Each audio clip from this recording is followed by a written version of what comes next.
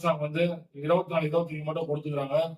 அந்த நிலைமையை மாற்றி விடுபட்ட அத்தனை தகுதி வாய்ந்த விளையாட்டு வீரர்களுக்கும் புதிய மாநிலத்துக்கு பெருமை சேர்த்த அந்த விளையாட்டு வீரர்களுக்கு வந்து பரிசு வந்து உடனடியாக வந்து வழங்கணும்.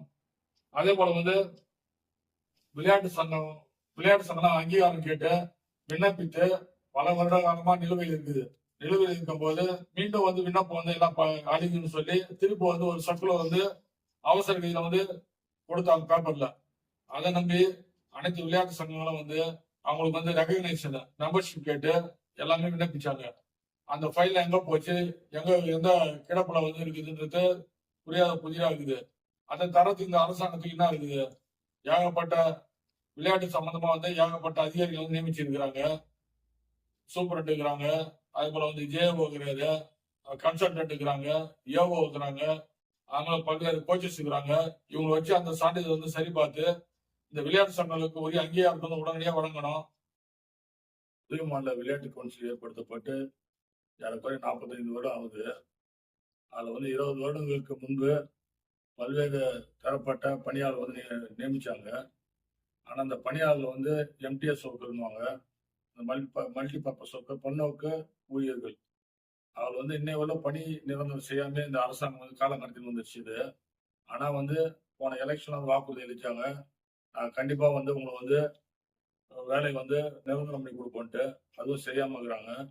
அவங்க வந்து ஊதியம் வந்து மிக குறைந்த அளவிலே இருக்குது. அந்த ஊதியத்தை வந்து உயர்த்தி தரணும் அவங்களுக்கு. அப்பதான் வந்து அவங்களும் வந்து இன்னைக்கு இருக்கிற வந்து விலைவாசி உயர்வுல வந்து அவங்க குடும்பத்தை நடத்த முடியும். அதையும் வந்து இந்த அரசாங்கம் வந்து கவனத்துல எடுத்துக்கணும். அதே போல இந்த விளையாட்டு அரங்கம் வச்சுக்கிறாங்க. பராமரிப்பு இல்லாத எல்லா விளையாட்டு அரங்கமும் இன்னைக்கு வந்து புதிய மாநிலத்தில் இருக்குது.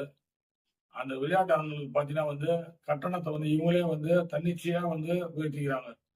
தன்னிச்சையா பார்த்தீங்கன்னா இன்னைக்கு உப்பளம் இந்திராவதி விளையாட்டு அரங்கத்தை பார்த்தீங்கன்னா அதில் வந்து 15,000 போட்டுக்கிறாங்க. அதே போல ராஜீவ்காந்தி உள் விளையாட்டு அரங்கத்துக்கு அதே போல ஒரு அமௌண்ட். அதே போல லாஸ்பேட்டை உள் விளையாட்டு அரங்கத்துக்கு அதிக அமௌண்ட். அவங்க பாவம் உள் விளையாட்டு அரங்கத்துக்கு வந்து நிறைய வந்து பணம் வசூலிக்கிறாங்க. இதெல்லாம் வந்து குறைச்சாதான் வந்து இந்த புதிய மாநிலத்தை வந்து விளையாட்டு வந்து நல்லபடியா வளருது. விளையாட்டு வீரர்களுக்கு முக்கியமானது வந்து முதுகெலும்பு வந்து விளையாட்டு சங்கத்தை புதிய அரசு புரிஞ்சுக்கணும். ஆனா இந்த சங்கங்களுக்கு கொடுக்க வேண்டிய நிலுவையில் உள்ள தொகையை வந்து உடனடியாக கொடுக்கணும். அதே போல தகுதி வாய்ந்த அனைத்து விளையாட்டு சங்கங்களுக்கும் வந்து ஒரு அங்கீகாரத்தை வந்து அரசாங்கம் வந்து வழங்கணும்.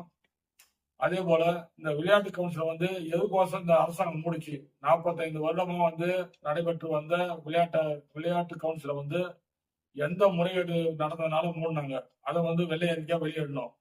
வெள்ளை அறிக்கை வெளியிடுறது மட்டும் இல்லாம அந்த புதிய விளையாட்டு கவுன்சில் வந்து மீண்டும் வந்து பயன்பாட்டு கொண்டு வரணும். அதே போல இன்னைக்கு செயல்படாம இருக்குது. எஸ்டிஎஃப்ன்ட்டு ஒரு புதுச்சேரி விளையாட்டு வளர்ச்சின்னு ஒன்று ஏற்படுத்துறாங்க. 3 வருடமா வந்து 2-3 மீட்டிங் நடந்ததை தவிர வந்து செயல்பாடோ தீர்மானத்தை வந்து செயல்படுத்தவே கிடையாது. ஆனா அது பழையபடி மூடிட்டு அனைத்து விளையாட்டு சங்கங்களும் பங்கு பெறும் அந்த புதிய மாநில விளையாட்டு கவுன்சில் வந்து மீண்டும் கொண்டு வரணும்.